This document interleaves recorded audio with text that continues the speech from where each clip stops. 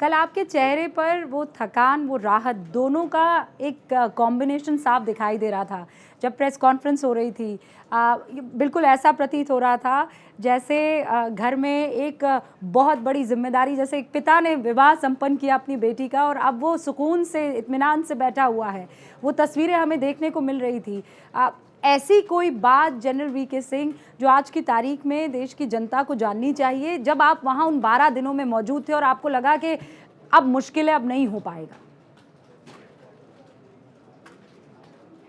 नहीं, ऐसा मैंने कभी नहीं सोचा कोई मुश्किल है कि ये नहीं हो पाएगा। इसीलिए अलग अलग विकल्प हमारे चलते रहे और मुझे पूरा विश्वास था कि जिस विकल्प को हमने अपनाया है शुरू में, देरी ज़रूर होगी लेकिन सफलता हमको उसी में मिलेगी।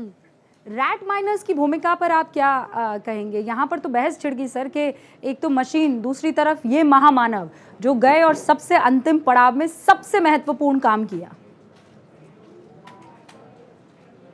रूबिका जी, ये प्लान्ड था। ये ऐसा नहीं है कि अचानक इसका हमको सपना आया। ये लोग मौजूद थे और इनका एक रोल था करने का, और हमने ये रखा था कि जहाँ पर हमारा पाइप फंस जाएगा या जहाँ पर हमारे ऑगर से ज़्यादा चीज़ें हिलने लगेंगी, कोई वाइब्रेशन ज़्यादा होती है उससे, उस समय इनका इस्तेमाल करना पड़ेगा हमको, ताकि ये पाइप के आगे से और ऊपर से इलाके को साफ करते जाए और हम पाइप को धीरे धीरे आगे पुश करते जाए। और वही हुआ। आखिरी जो 6-7 मीटर का जो इलाका है वो इनके मदद से हम आगे जा पाए, क्योंकि ऑगर के अंदर बहुत सारा लोहा फंस गया था और उसके लिपट गया था, इसलिए उसको काट के निकालना पड़ा हमको। लोहे को ही नहीं बल्कि पूरे ऑगर को काटना पड़ा और ऑगर को काट कर उसके बाद निकाला। और उसके बाद फिर हमारे ये जो माइनर्स हैं, ये जो हमारे जिन्होंने इतना बड़ा काम किया है, ये अंदर गए, उन्होंने जाके ये काम किया। और एक चीज़ और मैं कहना चाहूँगा, इनके अलावा वो भी थे जो कि लोहा काटने के लिए गैस कटर लेकर जाते थे अंदर। वो भी उस गैस कटर के साथ गैस जो कटर की जो गर्मी होती है उस छोटी सी स्पेस के अंदर का काम करना, वो भी अपने आप के अंदर बहुत ही ये कहा जाए कि बहुत बड़ा काम था। और क्योंकि सब लोगों के मन के अंदर एक ही चीज़ थी कि हम जल्दी जल्दी काम पूरा करें, ये प्रेरणा थी सबके अंदर और इसलिए काम पूरा हो सका। अब कितने लोग थे इस ऑपरेशन में सर, अगर मैं आपसे पूछ पाऊं तो,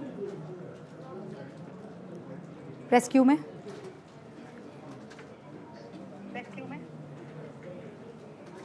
नहीं, आपका सवाल समझ में नहीं आया मुझे। मतलब रेस्क्यू ऑपरेशन में जैसे आपने गैस कटर का जिक्र किया, रैट माइनर्स का जिक्र हुआ, पूरी एक टीम लगी होगी, तो वो अमले की संख्या? वेल्डर्स थे नहीं, संख्या इस समय मैं बोलूँगा नहीं, लेकिन मैं ये कहूँगा कि हमारे पास गैस कटर के लिए थे, प्लाज्मा कटर्स को चलाने वाले थे, वेल्डर्स थे, बहुत काम था उन लोगों का। जो मशीन के जो ऑपरेटर्स थे वो लोग थे। अलग अलग काम के लिए अलग अलग दस्ते मौजूद थे, जो एनडीआरएफ और एसडीआरएफ के लोग थे, ताकि जब एक बार पाइप खुल जाएगा तो उनको अंदर जाना था, ताकि उनको बाहर निकाल के ला सकें। हर एक तरीके से कोशिश की गई थी कि हमें कहीं पे कमी ना हो किसी चीज़ की। जनरल सिंह, ये सवाल मुझे सच में आपसे पूछना ज़रूरी है, क्योंकि कई ऐसे पत्रकार हैं इंडस्ट्री में जो ये कह रहे हैं कि अगर हमें किसी का नाम आज की तारीख में याद करना चाहिए और फिर उस पर हिंदू मुसलमान भी हो रहा है। रैट माइनर्स में मुन्ना कुरैशी हो या फ़िरोज़ हो या रशीद हो या नसीम हो या नसीर हो या वकील हुसैन हो, हसन हो, इन सब के नाम लिए जा रहे हैं और फिर कहा जा रहा है कि देखिए बीजेपी के ऑपरेशन में भी अगर कोई काम आया तो मुसलमान। ये सिर्फ पत्रकार नहीं है, एक अच्छा खासा आप जानते हैं इकोसिस्टम है जो इस पर चर्चा कर रहा है। जनरल सिंह, उनको क्या जवाब देंगे? देखिए, मैं फौजी आदमी हूँ, मेरे यहाँ धर्म और जाति नहीं होती, मेरे यहाँ सिर्फ काम करने वाले होते हैं। और देश तभी आगे बढ़ता है जब हम छोटी छोटी इन चीज़ों के अंदर ना पड़ें। देश वैसे नहीं आगे बढ़ता।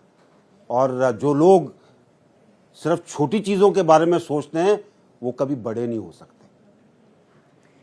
जनरल सिंह, ये पूरा देश देख रहा था कि दिन रात आप वहाँ पर लगन से लगे हुए थे, तन्मयता से लगे हुए थे, संजीदगी से वहाँ पर लगे हुए थे।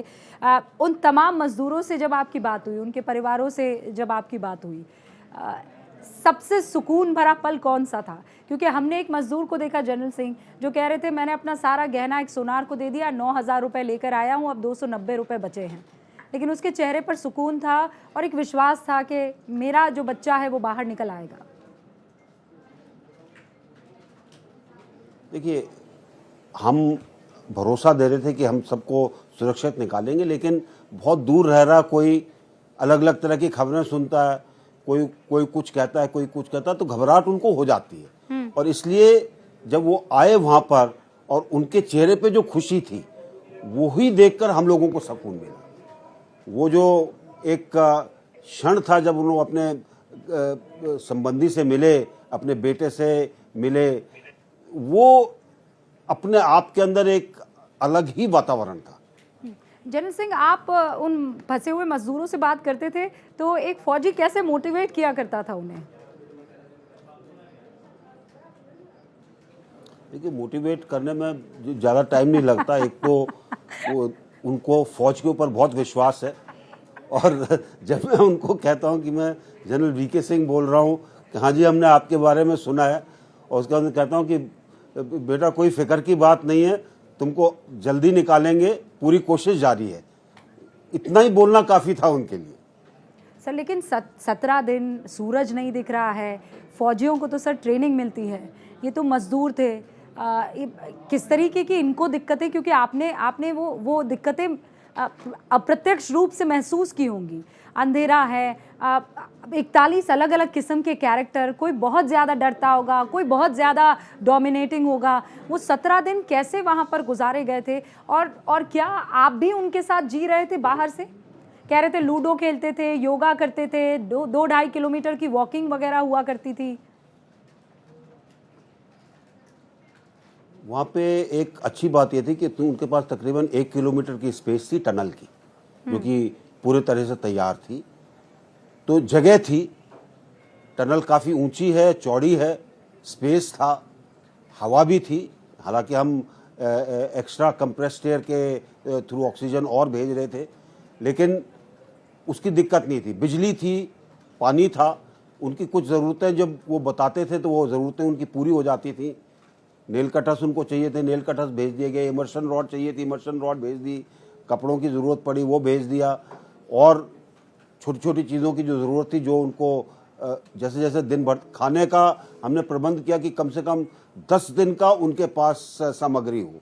तो उनको भी लग रहा था कि बाहर से जिस तरीके से देखभाल की जा रही है तो उनका हौसला पस्त नहीं हुआ, उनका हौसला बढ़ता रहा। क्या इस बीच उनके परिवार वालों से आप लोग बात करवाने में कामयाब हो पाए थे सर? ये मुमकिन हुआ था? हाँ जी, हाँ जी, ये मुमकिन हुआ था। हाँ जी, ये मुमकिन हुआ, बात भी कराई गई। कुछ लोग जो उनके वहाँ पे पहुँचे उनसे भी बात हुई, कुछ जो मोबाइल पे बात करते थे उनसे भी बात करवाई गई। ये पूरा का पूरा सिस्टम बनाया गया था। सर, अब आगे वहाँ उस इलाके में टनल को लेकर किस तरीके की जानकारी आप हमें देना चाहेंगे? क्या काम सुचारू रूप से वहाँ पर शुरू हो जाएगा? हाँ नहीं, काम शुरू होगा। पहले हम हर चीज़ का विश्लेषण कर लें, क्या तरीका हो सकता है, कैसे उसको ठीक करना, उसका पूरा विश्लेषण करके उसके बाद हम आगे बढ़ेंगे। क्योंकि ये इलाका जहाँ पे ये गिरा है, ये तकरीबन 4 साल तक बिल्कुल ठीक था। अचानक उसके बाद गिरना, क्या कमी है, क्या वहाँ की जियोलॉजी के अंदर क्या और कर सकते हैं, वो सब फैसले लेकर और फीडबैक लेकर उस पर काम करो।